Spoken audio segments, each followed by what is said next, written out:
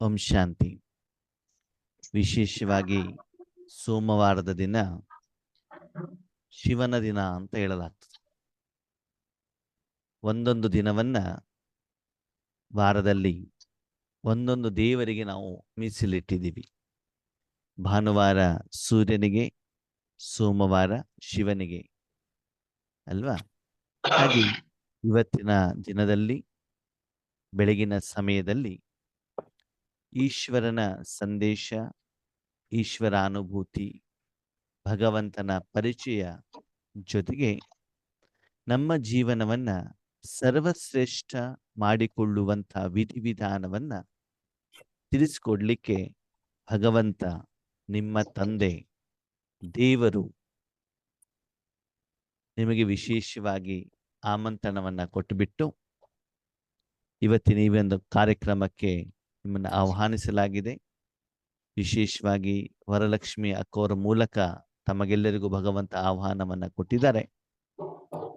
ಈ ಒಂದು ಸುಂದರ ಸಮಯದಲ್ಲಿ, ಸುಮಧುರವಾದಂಥ ಕ್ಷಣಗಳಲ್ಲಿ ಭಗವಂತನ ಕಡೆಯಿಂದ, ಈಶ್ವರೀಯ ಪರಿವಾರದ ಕಡೆಯಿಂದ, ಈಶ್ವರೀಯ ವಿಶ್ವವಿದ್ಯಾಲಯದ ಕಡೆಯಿಂದ, ವೈಯಕ್ತಿಕವಾಗಿ ನಮ್ಮ ಈಶ್ವರೀಯ ಪರಿವಾರದ ಕಡೆಯಿಂದ ನಮಗೆಲ್ಲರಿಗೂ ಕೂಡ ಹಾರ್ದಿಕವಾದಂಥ ಸ್ವಾಗತ ಸ್ವಾಗತ ಸ್ವಾಗತ. ನಮ್ಮಲ್ಲಿ ಯಾರಲ್ಲಿ ಜಾಯಿನ್ ಆಗಿದ್ದೀರಿ ಅವರಲ್ಲಿ ವಿನಂತಿ, ಮೊಬೈಲನ್ನು ಒಂದೇ ಕಡೆ ಇಡಿ. ಆ ಕಡೆ ಈ ಕಡೆ ಮೂವ್ಮೆಂಟ್ಸ್ ಆದರೆ ಶಬ್ದಗಳು ಬರ್ತಾವೆ. ಓಕೆ, ಅಡುಗೆ ಗಿಡಿಗೆ ಏನು ಮಾಡ್ಲಿಕ್ಕೆ ಹೋಗಬೇಡಿ.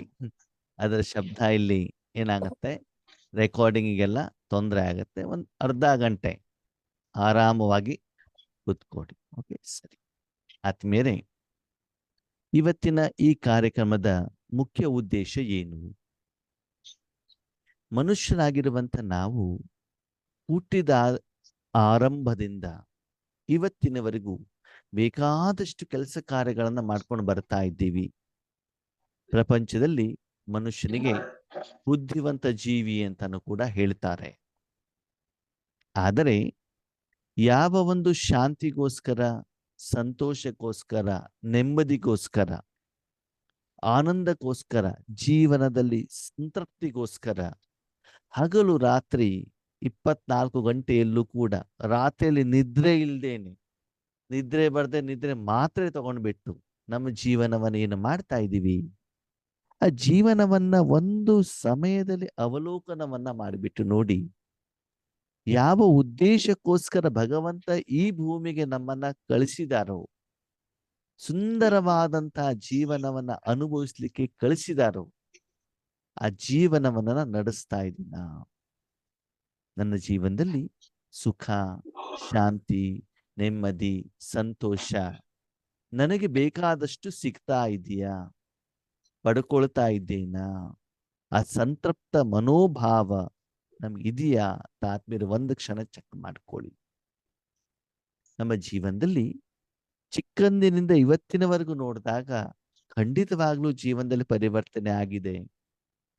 ಮಣ್ಣಿನ ನೆಲದಿಂದ ಟೈಲ್ಸ್ ನೆಲ ಬಂದಿರಬಹುದು, ಮಣ್ಣಿನ ಗೋಡೆಯಿಂದ ಸಿಮೆಂಟ್ ಗೋಡೆ ಬಂದಿರಬಹುದು, ಒಳ್ಳೊಳ್ಳೆ ಬಟ್ಟೆಯನ್ನು ಹಾಕೊಳ್ತಾ ಇರಬಹುದು, ಕಾರ್ ಇರಬಹುದು.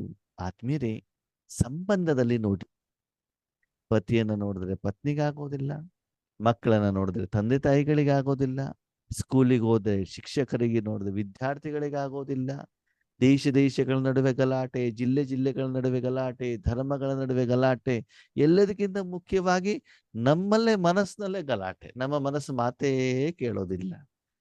ಹಾಗಿದ್ರೆ ದಿನದಿಂದ ದಿನಕ್ಕೆ ಈ ರೀತಿಯ ದುಃಖದ ಜೀವನ ಅನುಭವ ಮಾಡ್ಲಿಕ್ಕೆ ನಾವು ಮನುಷ್ಯರಾಗಿರೋದು. ಹೊರಗಡೆಯಿಂದ ತೋರ್ಸ್ಕೊಳ್ಲಿಕ್ಕೆ ಮಾತ್ರ ಇಸ್ತಿ ಹಾಕೊಂಡಿರುವಂತ ಬಟ್ಟೆ, ಚೆನ್ನಾಗಿರುವಂಥದ್ದು, ಕೈಯಲ್ಲಿ 25,000 ರೂಪಾಯಿ ಮೊಬೈಲು, ಮನೆ ಎದುರುಗಡೆಗೆ 8-10 ಲಕ್ಷ ರೂಪಾಯಿ ಕಾರು, ಅಪಾರ್ಟ್ಮೆಂಟ್ ಅಲ್ಲಿ ಮನೆ.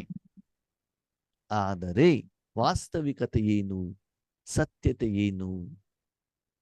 ನಿಮ್ಮ ಮನದ ಆಳದಲ್ಲಿ ಒಳಗಡೆ ಹೋಗ್ಬಿಟ್ಟು ನೋಡಿದಾಗ ನಿಜವಾದ ಮನುಷ್ಯ ಜೀವನವನ್ನ ನಾನು ಅನುಭವಿಸ್ತಾ ಇದ್ದೇನಾ ಅಂತ ಒಂದು ಪ್ರಶ್ನೆಯನ್ನ ನಿಮಗೆ ನೀವು ಕೇಳಿಕೊಡಿ.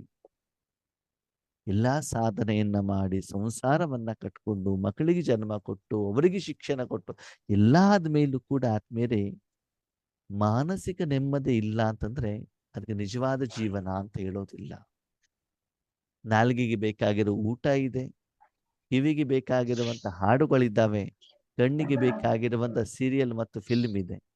ಯಾರೊಬ್ರಲ್ಲಿ ಕೆಲಸ ಮಾಡ್ತಾ ಇದ್ದಂಗೆ ಸ್ವಲ್ಪ ಸೌಂಡ್ ಬರ್ತಾ ಇದೆ, ಸ್ವಲ್ಪ ಗಮನ ಕೊಡಿ.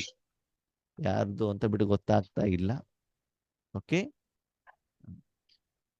ಅದಕ್ಕಾಗಿ ನಮ್ಮ ಜೀವನದಲ್ಲಿ ನಾವು ಎಲ್ಲಿ ತಪ್ಪಿದೀವಿ? ನಮಗೆ ಬೇಕಾಗಿರುವಂತಹ ಸುಂದರ ಜೀವನದ ಪರಿಭಾಷೆ, ವಿಧಿವಿಧಾನ, ಆ ಅನುಭವ ನಮಗೆ ಯಾಕೆ ಸಿಗ್ತಾ ಇಲ್ಲ? ವಾಸ್ತವಿಕತೆಯನ್ನು ನೋಡಿದ್ರೆ ನಮಗಿಂತ ಪ್ರಾಣಿಗಳು ಇವತ್ತೆಷ್ಟು ಉತ್ತಮ, ಅವರೆಷ್ಟು ಆರೋಗ್ಯವಾಗಿದ್ದಾರೆ ಅಂತ ಬಿಟ್ಟು ಅನ್ಸತ್ತೆ ನಮಗೆ. ನಮಗಂತೂ ನೂರಾರು ಕಾಯಿಲೆಗಳು, ಮಾತ್ರೆಗಳು, ಚಿಂತೆಗಳು, ಶರೀರದ ಕಾಯಿಲೆಗಳಿಗಿಂತ ಮಾನಸಿಕ ಕಾಯಿಲೆಗಳು. ನಮ್ಗೆ ಪ್ರತಿದಿನ ಎಷ್ಟೋ ಫೋನ್ಗಳು ಬರ್ತಾವೆ. ಅಣ್ಣವರೇ, ನಮ್ಮ ಮಕ್ಕಳ ಮಾತು ಕೇಳೋದಿಲ್ಲ, ಏನು ಮಾಡೋದು? ನಮ್ಮ ಮನೆಯವ್ರ ಮಾತು ಕೇಳೋದಿಲ್ಲ, ಏನು ಮಾಡೋದು?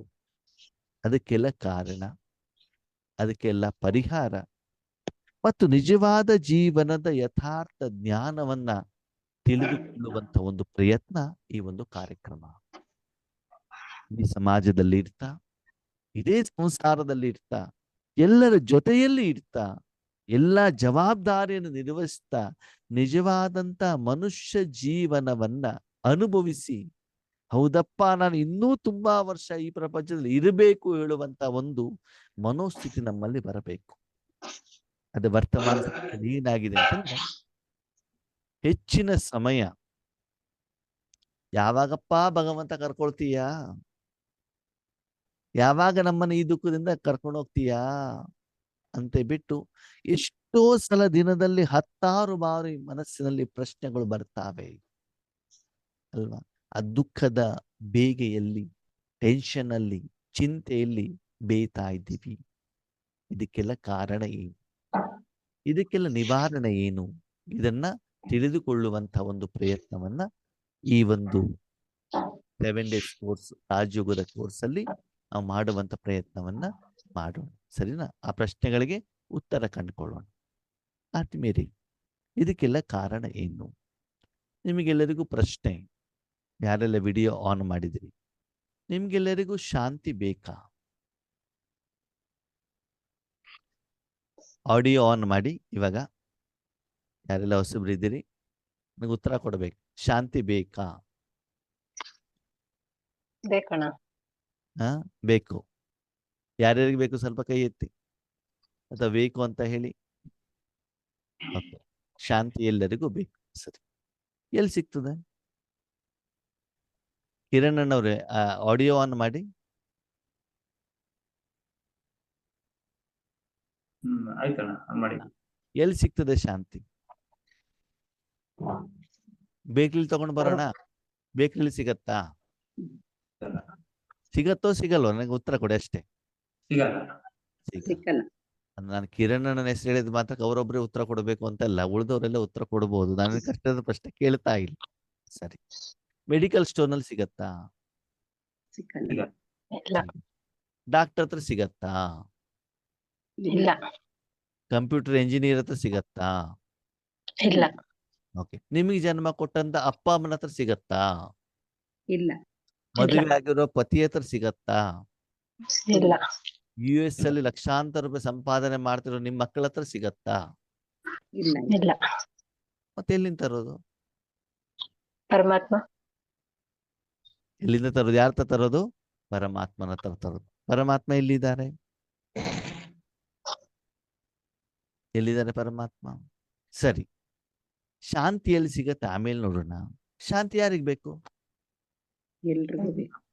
ಎಲ್ಲರ ಕತೆ ಬೇಡ, ನಿಮ್ಮ ಬಗ್ಗೆ ಮಾತ್ರ ಮಾತಾಡಿ ಅಲ್ವಾ? ತಿಂಡಿ ಕೂತ್ಕೊಂಡಿದ್ದಿದ್ರೆ ನನಗೆ ತಿಂಡಿ ಬೇಕು, ನನ್ನ ಬಗ್ಗೆ ಮಾತ್ರ ನಾನು ಯೋಚನೆ ಮಾಡ್ತೇನೆ, ಊರಿನ ಬಗ್ಗೆ ನಾನು ಯಾಕೆ ಯೋಚನೆ ಮಾಡೋಣ ಅಲ್ವಾ? ಈಗ ನಾವು ನಮ್ಮ ಬಗ್ಗೆ ಯೋಚನೆ ಮಾಡೋಣ, ಬೇರೆಯವ್ರ ಬಗ್ಗೆ ಚಿಂತೆ ಬೇಡ. ಬೇರೆಯವ್ರ ಹತ್ರ ಎಷ್ಟು ಶಾಂತಿ ಇದೆ, ಅಶಾಂತಿ ಇದೆ ನಮ್ಗೆ ಬೇಡ. ನನ್ನ ಆರೋಗ್ಯ ಸರಿ ಇಲ್ಲ ಅಂದ್ರೆ ನಾನು ಹಾಸ್ಪಿಟ್ಲಿಗೆ ಹೋಗ್ತೇನೆ, ನಾನು ಡಾಕ್ಟರ್ ಹತ್ರ ತೋರಿಸ್ಕೊಳ್ತೇನೆ. ಹೌದಾ?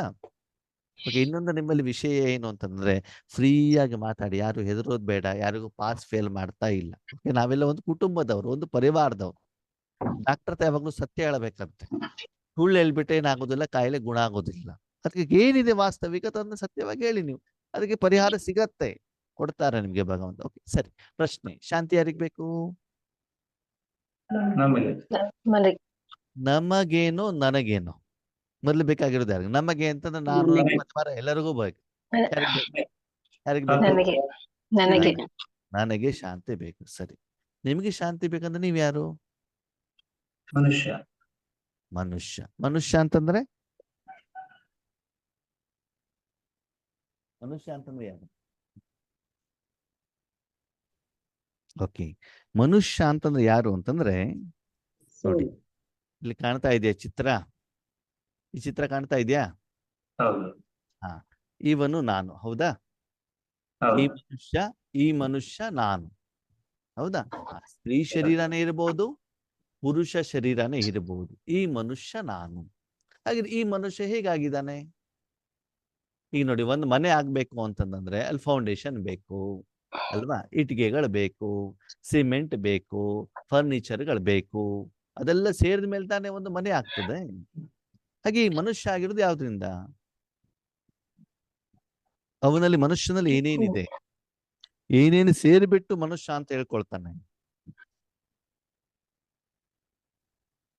ಗೊತ್ತಿದೆಯಾ ಮನುಷ್ಯ ಯಾವ್ದ್ರಿಂದ ಆಗಿದಾನಂತ? ಮುಖ್ಯವಾಗಿ ಮನುಷ್ಯ ಆಗಿರೋದು ಎರಡು ಮುಖ್ಯವಾದಂತ ವಸ್ತುಗಳಿಂದ. ಒಂದು ಶರೀರ ಅಂತ ಹೇಳ್ತೀವಿ. ಏನ್ ಹೇಳ್ತೀವಿ? ಶರೀರ. ಶರೀರ. ಶರೀರ ಅಂತಂದ್ರೆ ಯಾವುದು?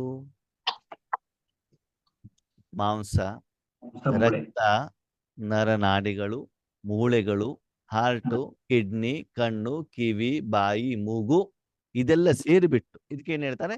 ಶರೀರ, ದೇಹ. ಇಂಗ್ಲಿಷ್ ನಲ್ಲಿ ಬಾಡಿ ಅಂತ ಹೇಳ್ತಾರೆ. ಸರಿನಾ? ಈ ಶರೀರದ ಜೊತೆಗೆ ಇದರಲ್ಲಿ ಒಂದು ಆತ್ಮ ಅಂತಿದೆ, ಪ್ರಾಣ ಅಂತ ಹೇಳ್ತೀವಿ ನಾವು, ಶಕ್ತಿ ಅಂತ ಹೇಳ್ತೀವಿ, ಜೀವ ಅಂತ ಹೇಳ್ತೀವಿ, ಉಸಿರು ಅಂತ ಹೇಳ್ತೀವಿ. ಇದು ಎರಡು ಸೇರ್ಬೇಕು. ಯಾವುದು? ಒಂದು ಆತ್ಮ, ಇನ್ನೊಂದು ಶರೀರ. ಇದು ಎರಡು ಸೇರಿದಾಗ ಏನಾಗ್ತದೆ? ಮನುಷ್ಯ ಆಗ್ತದೆ. ಸರಿ, ಈಗ ಈ ಮನುಷ್ಯನಲ್ಲಿ ಈ ಆತ್ಮ ಇಲ್ಲ. ಏನಿಲ್ಲ? ಆತ್ಮ ಇಲ್ಲ. ಅವಾಗ ಏನಾಗ್ತದೆ? ನಿರ್ಜೀವ. ನಿರ್ಜೀವ. ಅವನಿಗೆ ಮನುಷ್ಯ ಅಂತ ಹೇಳ್ತಾರಾ? ಇಲ್ಲ. ಇಲ್ಲ. ಅವಾಗ ಅದು ಉಳಿದಿರೋದೇನು? ದೇಹ ಮಾತ್ರ. ಶವ, ಡೆಡ್ ಬಾಡಿ. ಓಕೆನಾ? ಅವಾಗ ಮನುಷ್ಯನಾಗ್ಬೇಕು ಅಂದ್ರೆ ಈ ಆತ್ಮನೂ ಬೇಕು, ಈ ಶರೀರನೂ ಬೇಕು. ಓಕೆ, ಈ ಆತ್ಮ ಹೇಳುವಂಥದ್ದು ಕಣ್ಣಿಗೆ ಕಾಣುತ್ತಾ? ಇಲ್ಲ. ಇಲ್ಲ. ಇದೆಯಾ? ಇದೆ.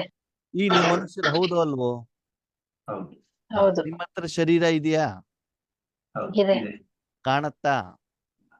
ಕಾಣುತ್ತೆ. ಉಪಯೋಗ ಮಾಡ್ತಾ ಇದ್ದೀರಾ? ಮಾಡ್ತಾರೆ. ಹೌದು. ನಿಮ್ಮ ಹತ್ರ ಆತ್ಮ ಇದೆಯಾ? ಇದೆ. ಇದೆ. ನೋಡಿದೀರಾ? ಇಲ್ಲ. ಎಲ್ಲಿದೆ ಗೊತ್ತಿದೆಯಾ? ಇಲ್ಲ. ಅದ್ ಹೆಂಗ್ ಕೆಲಸ ಮಾಡತ್ತೆ ಗೊತ್ತಿದೆಯಾ? ಗೊತ್ತಿದೆಯೋ ಗೊತ್ತಿಲ್ವೋ? ಗೊತ್ತಿಲ್ಲ. ಆವಾಗ ನಾವು ಜ್ಞಾನಿಗಳು ಅಜ್ಞಾನಿಗಳು? ಓಕೆ, ಅಜ್ಞಾನಿ. ಮನುಷ್ಯ ಆಗಿರೋದು ಎರಡಿಂದ, ಒಂದು ಆತ್ಮ, ಇನ್ನೊಂದು ಶರೀರ. ಓಕೆ, ಸರಿ. ಶರೀರಕ್ಕೆ ಯಾರು ಜನ್ಮ ಕೊಟ್ಟಿದ್ದಾರೆ? ತಂದೆ ತಾಯಿ. ತಂದೆ ತಾಯಿ. ಓಕೆ, ಈ ಪ್ರಪಂಚಕ್ಕೆ ಬಂದಿದೆ. ಓಕೆ, ಶರೀರಕ್ಕೆ ಊಟ ಏನ್ ಕೊಡ್ತೀರಿ? ಆಹಾರ. ಏನ್ ಕೊಡ್ತೀರಾ? ದೋಸೆ, ಪುರಿ, ಗೋಬಿ ಮಂಚೂರಿ, ಮಸಾಲೆ ಪುರಿ, ಮುದ್ದೆ, ಅವರೆಕಾಳು ಸಾಂಬಾರ್. ಸರಿ. ಶರೀರಕ್ಕೆ ಯಾವ್ದಿಂದ ಸ್ನಾನ ಮಾಡಿಸ್ತೀರಿ? ನೀರಿ. ಎಲ್ಲಿ ಮಲಗಿಸ್ತೀರಿ? ಬೆಡ್ ಮೇಲೆ. ಬೆಡ್ ಮೇಲೆ. ಮನೆಯಲ್ಲಿ ಯಾಕೆ ಮಲಗಿಸ್ಬೇಕು? ರೋಡಲ್ಲಿ ಮಲಗಿಸ್ಬೋದಲ್ವಾ? ರೋಡಲ್ಲಿ ಮಲಗಿಸಿದ್ರೆ ಚಳಿ, ಗಾಳಿ, ಬಿಸಿಲು ಎಲ್ಲ ಬಂದ್ಬಿಟ್ಟು ಕಾಯಿಲೆ ಬರ್ತದೆ. ಅದಕ್ಕಾಗಿ ಮನೆಯಲ್ಲಿ ಮಲಗಿಸ್ತೀವಿ. ಸರಿನಾ? ಓಕೆ, ಶರೀರಕ್ಕೆ ಊಟ ಮಾಡಿಸ್ತೀರಿ, ತಿಂಡಿ ತಿನ್ನಿಸ್ತೀರಿ, ಮಲಗಿಸ್ತೀರಿ, ಆರೋಗ್ಯ ಸರಿಯಿಂದ ಹಾಸ್ಪಿಟ್ಲಿಗೆ ಕರ್ಕೊಂಡು ಹೋಗ್ತೀರೋ ಹೋಗಲ್ವೋ? ಸರಿ. ಹಾಗೆ ಆತ್ಮ ಅಂತಿದೆಯಲ್ಲ, ಈ ಆತ್ಮಕ್ಕೆ ಯಾವಾಗ್ಲಾದ್ರೂ ಊಟ ಕೊಟ್ಟಿದ್ದೀರಿ? ಯಾನ ಕೊಟ್ಟಿದ್ದೀರೋ ಕೊಟ್ಟಿಲ್ವೋ? ಇಲ್ಲ. ಇಲ್ಲ. ಅಣ್ಣವ್ರೆ, ಆತ್ಮ ಅಂದ್ರೆ ಏನು ಅಂತ ಗೊತ್ತಿಲ್ಲ, ಎಲ್ಲಿದೆ ಅಂತ ಗೊತ್ತಿಲ್ಲ, ಅದೇ ಕೆಲಸ ಮಾಡತ್ತಂತಾನೆ ಗೊತ್ತಿಲ್ಲ, ಇನ್ನು ಅದಕ್ಕೆ ಊಟ ಕೊಡೋದು ಎಲ್ಲಿಂದ? ಅದಕ್ಕೆ ಸ್ನಾನ ಮಾಡಿಸೋದು ಎಲ್ಲಿಂದ? ಅದನ್ನು ಸ್ವಚ್ಛ ಮಾಡೋದು ಹೇಗೆ? ಈಗ ನಿಮ್ಮ ಮನೆಯಲ್ಲಿ ನಿಮ್ದೊಂದು ಮನೆ ಇದೆ ಅಂತ ತಿಳ್ಕೊಳ್ಳಿ, ಸರಿನಾ? ಮನೆ ದಿನಕ್ಕೆ 4 ಸಲ ಕಸ ಗುಡಿಸೋದು. ಎಷ್ಟು ಸಲ? 5 ಸಲ ನೆಲ ಒರೆಸೋದು. ಶೋಕೇಸ್ ಎಲ್ಲ ತುಂಬಾ ಚೆನ್ನಾಗಿ ಇಟ್ಕೊಳ್ಳೋದು. ಈ ಕಸ ಗುಡಿಸೋದೆಲ್ಲ ಯಾರು ಮಾಡ್ಬೇಕು? ನಾವೇ ನಿಮ್ಮ ಮಾಡ್ಬೇಕು. ಮನೆ ಕಸ ಯಾರು ಗುಡಿಸ್ಬೇಕು? ಪಕ್ಕದ ಮನೆ ನಾವೇ- ಗುಡಿಸ್ಬೇಕಾ ನೀವೇ ನಾವೇ ಗುಡಿಸ್ಬೇಕು? ಮಾಡ್ಬೇಕು.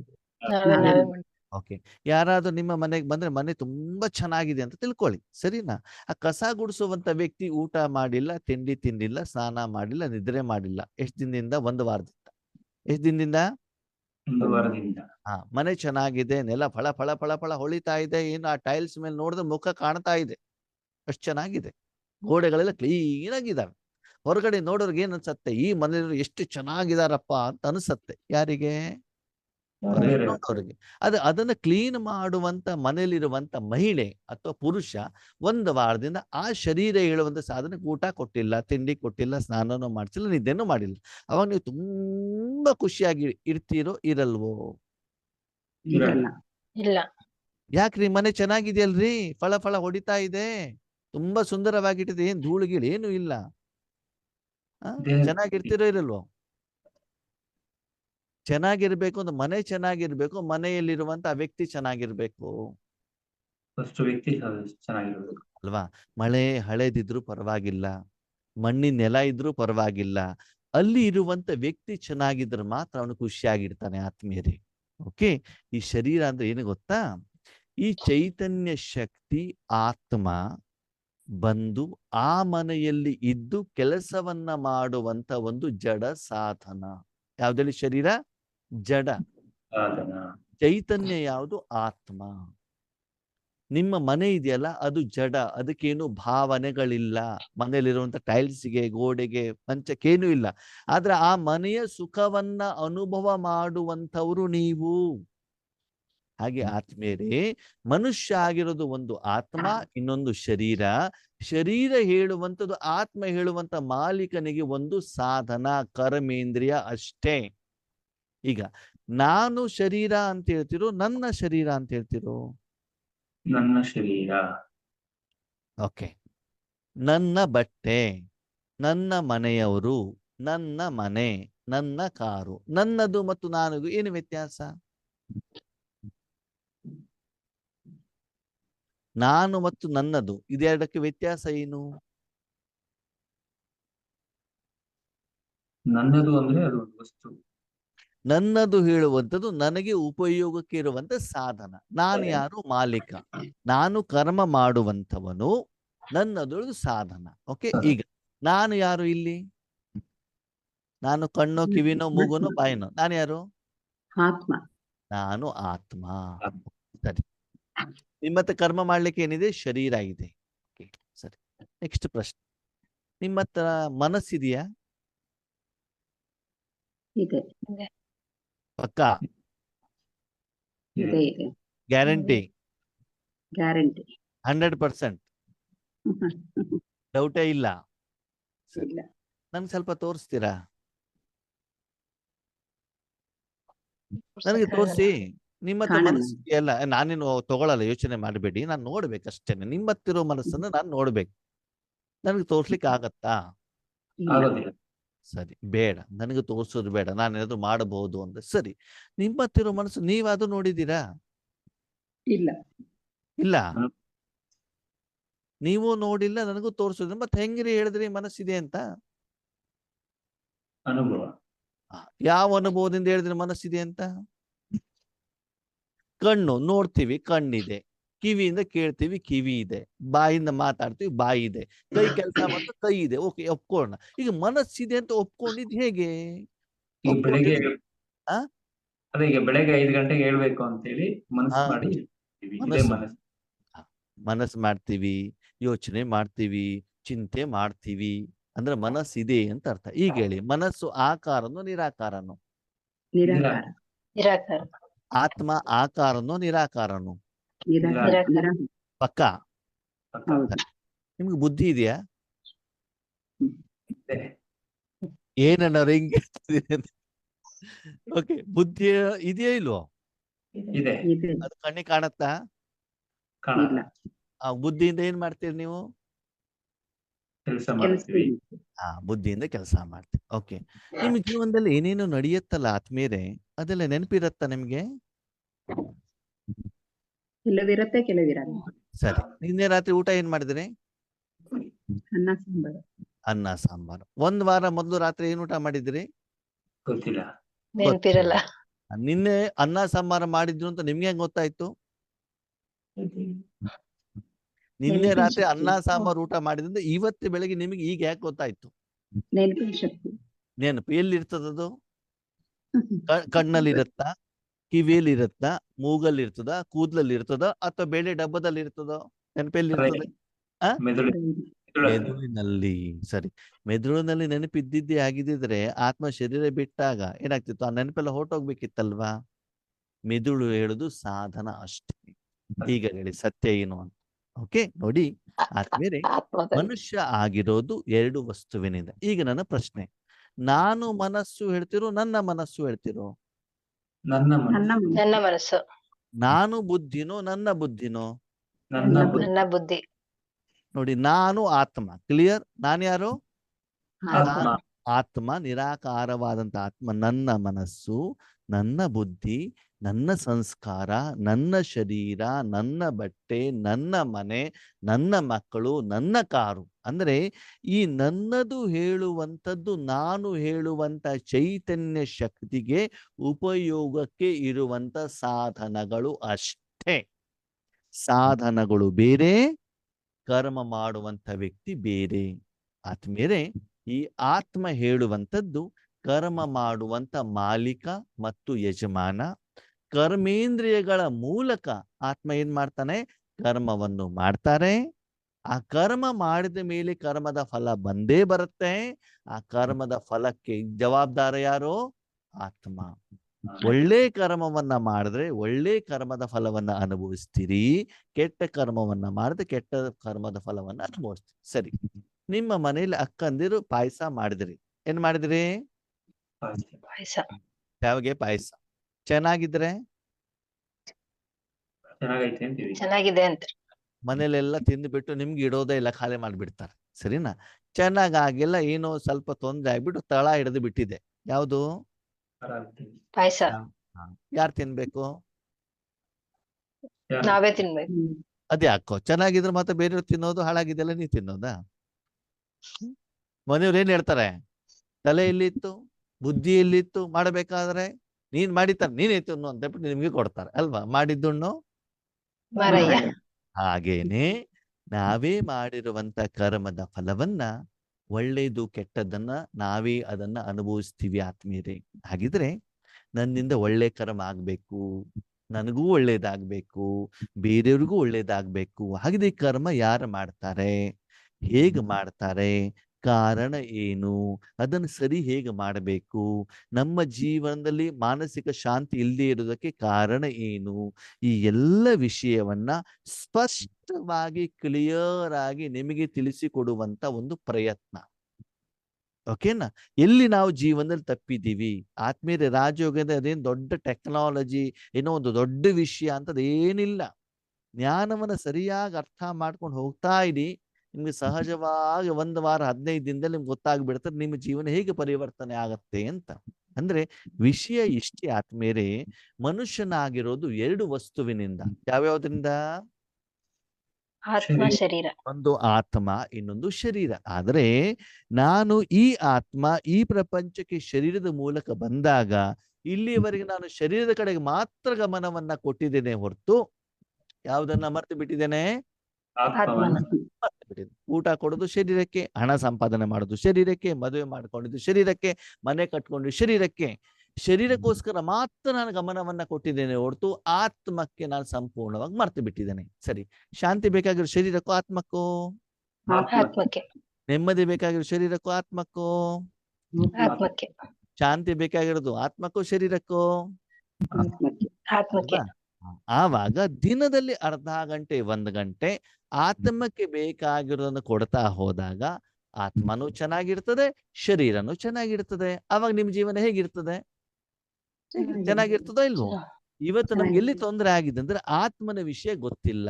ಆತ್ಮ ಅಂದ್ರೆ ಏನು ಅಂತ ಗೊತ್ತಿಲ್ಲ, ಎಲ್ಲಿದೆ ಗೊತ್ತಿಲ್ಲ, ಆತ್ಮದಲ್ಲಿ ಯಾವ್ಯಾವ ಸಾಧನಗಳಿದ್ದಾವೆ ಗೊತ್ತಿಲ್ಲ, ಹೇಗೆ ಕೆಲಸ ಮಾಡ್ತಾವೆ ಗೊತ್ತಿಲ್ಲ. ಈ ಅಜ್ಞಾನ, ಈ ತಿಳುವಳಿಕೆ ನಮ್ಮಲ್ಲಿ ಇಲ್ಲದೇ ಇರುವಂತ ಕಾರಣದಿಂದ ಇವತ್ತು ಅಶಾಂತಿಗೆ ಮುಖ್ಯವಾದಂತ ಕಾರಣ. ಆದ್ಮೇಲೆ ಹಾಗಿದ್ರೆ ಈ ಎಲ್ಲ ಜ್ಞಾನ ನಮಗೆ ಬೇಕೋ ಬೇಡವೋ? ಬೇಕು. ಈ ಜ್ಞಾನ ಯಾರಿಗೆ ಬೇಕು, ಯಾರಿಗೆ ಬೇಡ? ಮನುಷ್ಯರಿಗೆ ಬೇಕು. ಎಲ್ಲರಿಗೂ ಬೇಕು ತಾನೆ. ಚಿಕ್ಕವರಿಲ್ಲಿ, ದೊಡ್ಡವರಿಲ್ಲಿ, ಮಹಿಳೆ ಇಲ್ಲಿ, ಪುರುಷ ಇಲ್ಲಿ, ಮನೇಲಿರೋರಿಲ್ಲಿ, ಆಫೀಸ್, ಪ್ರತಿಯೊಬ್ಬರಿಗೂ ಕೂಡ ಈ ಜ್ಞಾನ ಬೇಕಾಗತ್ತೆ. ಅದಕ್ಕಾಗಿ ಈ ಜ್ಞಾನವನ್ನ ತಿಳಿಸಿಕೊಡುವಂತ ಪ್ರಯತ್ನನೇ ಇದು ರಾಜಯೋಗ ಶಿಬಿರ. ಓಕೆ, ಅದಕ್ಕಾಗಿ ನಾವೆಲ್ಲ ಯಾರು? ಆತ್ಮಗಳು. ಆ ಆತ್ಮ ತಾಯಿಯ ಗರ್ಭದಲ್ಲಿ ಆ ಗರ್ಭಧಾರಣೆ ಆಗಿ 5 ತಿಂಗಳಾದಾಗ ಪ್ರವೇಶ ಮಾಡುತ್ತೆ.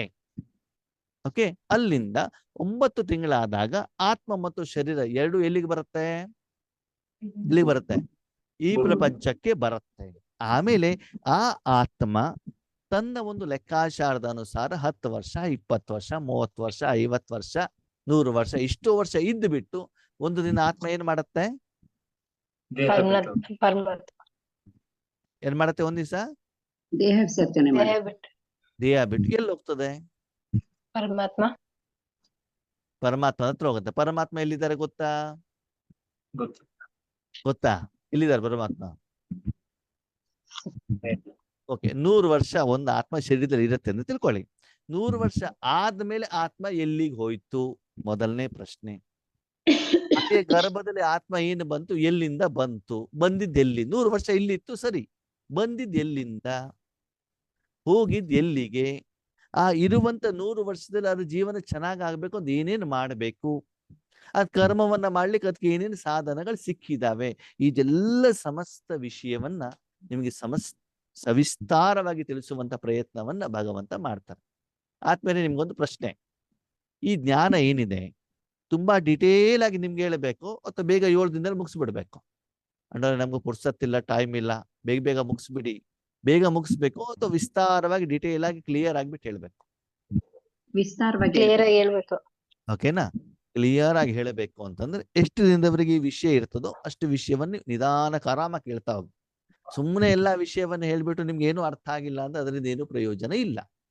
ಅದಕ್ಕಾಗಿ ನಿಮ್ಮ ಲಾಸ್ಟ್ ವೀಕಲ್ಲಿ ವರಲಕ್ಷ್ಮಿ ಅಕ್ಕವ್ರು ಹೇಳಿದಾಗ ನಾನು ಹೇಳಿದ್ದೆ, ಅಕ್ಕವ್ರೆ ಆ ವಾಟ್ಸಪ್ ವಿಡಿಯೋ ಕಾಲಲ್ಲೇ ಸರಿ ಆಗೋದಿಲ್ಲ, ಇದರಲ್ಲಿ ಆರಾಮಾಗಿ ಕೂತ್ಕೊಂಡ್ಬಿಟ್ಟು ವಿಷಯವನ್ನು ಪ್ರಸ್ತಾಪ ಮಾಡ್ಬೋದು, ಅವ್ರ ಚರ್ಚೆ ಮಾಡ್ಬೋದು, ಏನು ಬೇಕು ಅವರಿಗೆ ತಿಳಿಸ್ಬೋದು, ಶಬ್ದನೂ ಕೂಡ ಕ್ಲಿಯರ್ ಆಗಿರ್ತದೆ, ಅವ್ರಿಗೆ ಸರಿಯಾಗಿ ಕೇಳತ್ತೆ, ವಿಷಯ ಅರ್ಥ ಆಗತ್ತೆ ಅಂತ. ಓಕೆನಾ? ಓಕೆ, ಅದಕ್ಕಾಗಿ ಇವತ್ತಿನ ದಿನ ನಿಮಗೆ ಆತ್ಮದ ಪರಿಚಯವನ್ನ ಕೊಡಲಾಗಿದೆ. ನೀವ್ಯಾರು? ಆತ್ಮ. ಶರೀರ ಹೇಳೋದೇನು? ಒಂದು ಸಾಧನ. ಆತ್ಮ ಪ್ಲಸ್ ಶರೀರ ಎರಡು ಸೇರಿದಾಗ ಏನಾಗುತ್ತೆ? ಮನುಷ್ಯನಾಗ್ತಾನೆ. ಈ ಶರೀರದ ಬಗ್ಗೆ ಎಲ್ಲಾ ಜ್ಞಾನ ಪ್ರಪಂಚದವರು ಕೊಡ್ತಾರೆ, ಆದ್ರೆ ಯಾವ ಜ್ಞಾನ ಇಲ್ಲ ನಮಗೆ? ಆತ್ಮದ ಜ್ಞಾನ ಹೇಳುವಂಥದ್ದು ಇಲ್ಲ. ಆ ಜ್ಞಾನವನ್ನ ನಿಮ್ಗೆ ಇವತ್ತು ತಿಳಿಸಿಕೊಡಲಾಗಿದೆ. ಸರಿನಾ? ಓಕೆ, 5:45 ಆಗಿರುವಂತ ಕಾರಣದಿಂದ ಇವತ್ತಿನ ಕ್ಲಾಸ್ ಅನ್ನ ಇಲ್ಲೇ ನಿಲ್ಸೋಣ. ಓಕೆ, ಜೊತೆಗೆ ಆ ಪರಮಾತ್ಮನ ಅನುಭೂತಿ, ರಾಜಯೋಗದ ಅನುಭೂತಿ ನಿಮ್ಗೆ ಆಗ್ಬೇಕು ಅಂತಂದ್ರೆ 5 ನಿಮಿಷಗಳ ಕಾಲ ಈಗ ನಾನು ಭಗವಂತ ನೆನಪು ಮಾಡ್ತೇನೆ. ನೀವು ನನ್ನ ಕಣ್ಣನ್ನ ನೋಡ್ಬೇಕು. ಏನ್ ನೋಡ್ಬೇಕು? ಕಣ್ಣು ನೋಡ್ಬೇಕು. ಯಾಕೆ ನೋಡ್ಬೇಕು? ದಿವ್ಯ ಯಾಕೆ ಮಂಗಳ ಅಂದ್ರೆ ಶಾಂತಿ ಬೇಕು ಅಂತ ನಾವ್ ಯಾರ ಹತ್ರ ಹೋಗ್ಬಿಟ್ಟು ಕೇಳ್ತೀವಿ? ಭಗವಂತನ ದೇವ್ರ ಹತ್ರ ತಾನೇ ಹೋಗ್ಬಿಟ್ಟು ಕೇಳ್ತೇವೆ, ದೇವ್ರೇ ಶಾಂತಿ ಕೊಡಪ್ಪ, ಸುಖ ಕೊಡಪ್ಪ, ನೆಮ್ಮದಿ ಕೊಡಪ್ಪ ಅಂತ ನಾವು ಕೇಳ್ತೀವಿ ತಾನೆ. ಹಾಗೇನೆ ಈಗ ಎಲ್ಲೋ ಒಂದು ಡೈರಿನಲ್ಲಿ ಹಾಲು ಪ್ಯಾಕೆಟ್ ರೆಡಿ ಆಗ್ತದೆ ಅಲ್ವಾ? ಅವನು ಬೆಳಿಗ್ಗೆ ನಿಮ್ಮನೆ ಬಾಗಿಲಿಗೆ ತಂದು ಕೊಡ್ತಾನಲ್ವಾ? ಅವನು ಡೈರಿಯಿಂದ ತರಬೇಕು, ಪ್ಯಾಕೆಟ್ ತಂದ್ಬಿಟ್ಟು ನಿಮ್ಮನೆಗೆ ತಲುಪಿಸ್ತಾನಲ್ವಾ? ಹಾಗೆ ನಾವೇನ್ ಮಾಡ್ತೀವಿ? ನಮ್ಮ ಮನಸ್ಸನ್ನ ಪರಮಾತ್ಮನಲ್ಲಿಟ್ಟು ಪರಮಾತ್ಮನ ಶಕ್ತಿಯನ್ನ ನಮ್ಮ ಮನಸ್ಸಿನ ಮೂಲಕ, ಕಣ್ಣಿನ ಮೂಲಕ ನಿಮ್ಗೆ ಕೊಡ್ತಾ ಇರ್ತೀವಿ. ಆ ಕಣ್ಣಿನ ಮೂಲಕ ಆ ಶಕ್ತಿಯನ್ನ, ಶಾಂತಿಯನ್ನ, ಸುಖವನ್ನ, ನೆಮ್ಮದಿಯನ್ನ ನೀವೇನ್ ಮಾಡ್ಬೇಕು? ಅನುಭವಿಸ್ಬೇಕು. ಸರಿ?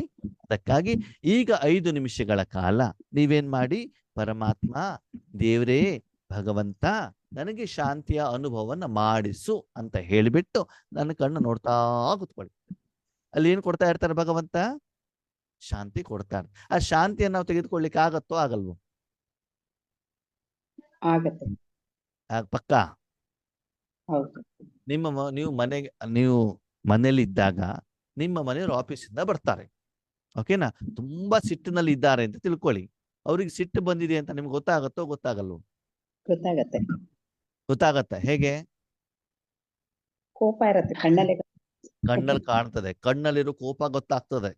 ಎದುರುಗಡೆ ಇರೋ ವ್ಯಕ್ತಿಗೆ ತುಂಬಾ ಹೊಟ್ಟೆ ನೋವು ಬಂದಿದೆ, ಜ್ವರ ಬಂದಿದೆ, ಅವ್ರ ಕಣ್ಣು ನೋಡಿದ್ರೆ ಗೊತ್ತಾಗತ್ತೋ ಗೊತ್ತಾಗಲ್ವೋ? ಅದು ಗೊತ್ತಾಗತ್ತೆ. ಗೊತ್ತಾಗತ್ತೆ ತಾನೆ. ಹಾಗೆ ಕಣ್ಣು ಅಂತಂದ್ರೆ ಮನಸ್ಸಿನ ಭಾವನೆಗಳ ಕನ್ನಡಿ.